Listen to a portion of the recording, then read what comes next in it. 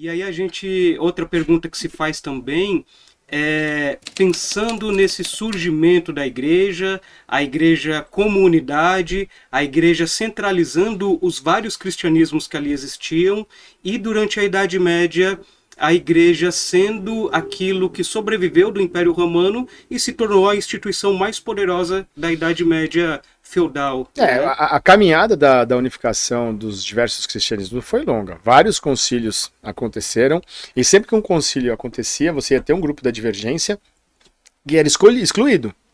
E aí surge até a ideia das heresias, né? A palavra heresia vem do grego heréticos, que seria o questionador. Uhum. Aquele que questiona. E em determinados momentos, o questionamento passou a ser uma coisa complicada, porque se você questionasse demais, você era excluído, perseguido. Né? Então as perseguições também começam ali, até que se chegasse a uma unidade de pensamento. E quando você olha lá a Idade Antiga acabando, Roma caindo na mão, né, dos érulos, dos bárbaros germânicos, né? Qual é a única instituição que tem condições de se manter de pé, de dar um conforto para as comunidades que estavam ali desesperadas, porque um bando de bárbaros pagãos estão invadindo nossa terra? O que a gente faz agora? Foi a Igreja Católica. Né? O que manteve a igreja de pé naquele momento foi essa unidade de culto, de crença, de prática.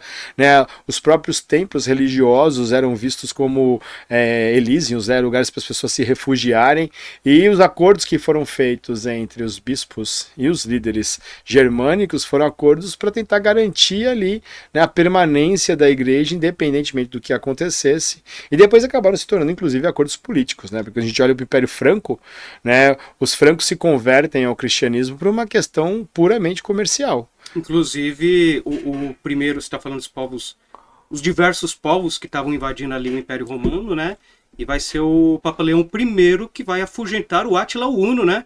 O Átila Uno, o grande terror de Roma, né? É ele que vai colocar ele para correr. Mas indo para a Idade Média, mais uma provocação aí, né? É quando a gente pensa em Igreja Católica na Idade Média, a gente pensa em uma instituição de fé, uma instituição política, ou seja, uma instituição de poder, né? Ou as duas coisas não se separam? Bom, assim, se a gente parar para olhar, a Igreja Católica passa a ter um país, né, os Estados Pontifícios, aquele acordo feito com Pepino o Breve para proteger Roma da invasão dos lombardos, dá para a igreja um território enorme ali na região central da Itália, que passa a ser entendido como um país. Né, um país grande, um país com uma população numerosa, com cidades importantes. Então, querendo ou não, a partir desse momento, oficialmente, ela se torna uma instituição política.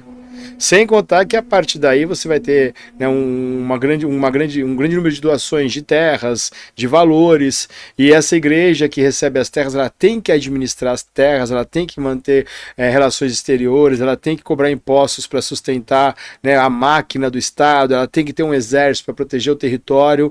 Então, a partir desse momento, a igreja deixa de ser apenas uma instituição espiritual, passando a ser também uma instituição secular. Né? E aquele negócio, você vai ter leis, você vai ter impostos, é impossível você excluir o político do religioso a partir desse momento. Uhum, tá tudo junto, né? Inclusive, tem vários jogos, vários filmes que falam bastante da Idade Média, e aí a gente vê que esse poder secular está sempre junto com o poder religioso, né? Vários papas, inclusive, né? Que exerceram as duas funções, ao mesmo tempo que era um líder da Igreja Católica, mas também era um líder espiritual, um líder político, né? O Papa Júlio, por exemplo, era um papa guerreiro. Uhum. Né? Um papa que ia para a guerra e se vestia com as armas, com as armaduras, participava das batalhas, principalmente naquela época do Renascimento, né? Então você vai ter essa interação entre o político, o militar, o econômico e o espiritual. E aí você falou, Tir, dessa questão das terras da igreja, né? Durante a Idade Média, como você disse, a igreja recebeu muitas doações em terra, principalmente, né? Mas como que se dá essa questão da terra? A igreja ela tem várias terras em toda a Europa durante a Idade Média. Alguns cálculos dizem que até 1/3 das terras férteis da Europa eram de propriedade da Igreja Católica. Nunca parei para fazer uma análise profunda sobre isso. Mas, por exemplo, quando você tem a coroa francesa enfrentando ali a Guerra dos 100 Anos contra a Inglaterra, uma das grandes forças políticas na França era a Igreja Católica, porque a Igreja tinha muitas terras na França. Né, assim, concorrendo diretamente com o próprio rei em relação à quantidade de servos e súditos. E aí, como é que assim, a igreja tem um país próprio, os estados pontifícios, mas também tem terras em outros estados, e aí muitas vezes rivaliza com o próprio poder real desses lugares, que vai gerar uma série de conflitos, né, entre os reis dos outros espaços territoriais com o próprio Papa, né? Quando a gente tem a primeira grande cisma, por exemplo, quando a igreja sofre a sua primeira grande ruptura em 1054, é aquela disputa de poder entre Roma e Constantinopla. É o Império Romano do Oriente, que é a continuação do Império Romano do Ocidente, que caiu lá no início da Idade Média, e de repente você vai ter um confronto, porque não era uma questão espiritual apenas, era uma questão política, o exercício do poder do Papa sobre o imperador bizantino. Que inclusive era chamado de Césaropapista, né? Porque como o Oriente, o Império Romano do Oriente não foi invadido, então o imperador do Império Romano do Oriente, né?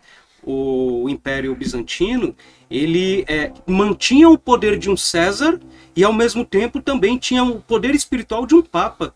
Então ele era Césaropapista.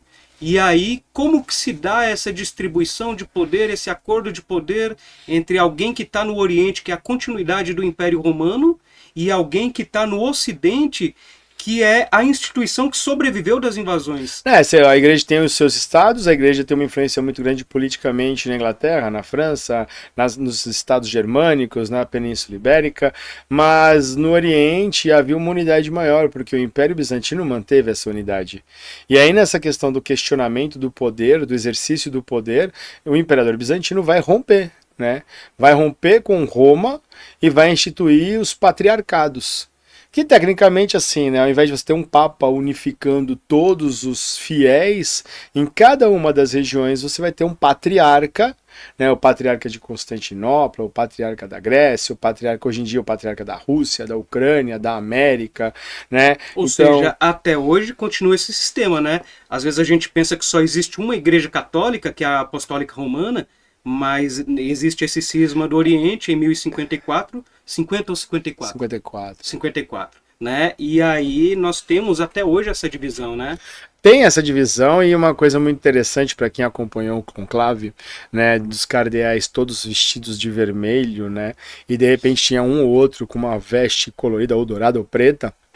Dentro da própria Igreja Católica Apostólica Romana existem as igrejas do rito oriental, né? As igrejas ali da Calcedônia, da Síria, o pessoal ali da Síria. Então, assim, existe uma diferença dentro da própria igreja, né? Existem essas outras igrejas ortodoxas, a Igreja Ortodoxa Grega, né? Então, assim, a gente para pensar nessa estrutura das igrejas. Os primeiros países a terem uma igreja organizada foram a Armênia, a Geórgia, depois a igreja copta, fundada por São Marcos, né? E a igreja da Etiópia, que é uma das igrejas cristãs mais antigas e organizadas, né, estruturadas, que inclusive na Etiópia você tem lá uma estrutura onde dizem que a Arca da Aliança está lá dentro.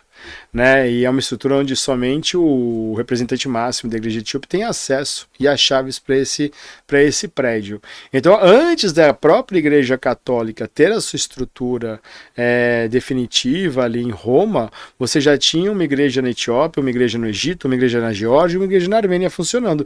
E você tinha as comunidades orientais também estruturadas, que são comunidades que estão firmes e fortes até hoje. Para quem acha que no Oriente Médio não existem cristãos, existem muitos cristãos, e são cristãos históricos, né? A Síria é repleta de cristãos, o Líbano é repleto de cristãos, na faixa de Gaza tem igrejas católicas, né? Você vai ter igrejas, vai ter católicos e cristãos no Iraque, no Irã, né? Então é uma tradição antiga, embora aqui no Brasil a gente não tenha esse contato muito grande com as igrejas de rito oriental. Se alguém quiser conhecer, na estação Paraíso do metrô tem a nossa Catedral Ortodoxa, né, aqui de São Paulo, e ali você vai ter ritos em várias línguas porque São Paulo é uma cidade, né, plural e tem comunidades de imigrantes de várias regiões do leste europeu e do Oriente Médio. E é ali que essas pessoas se encontram.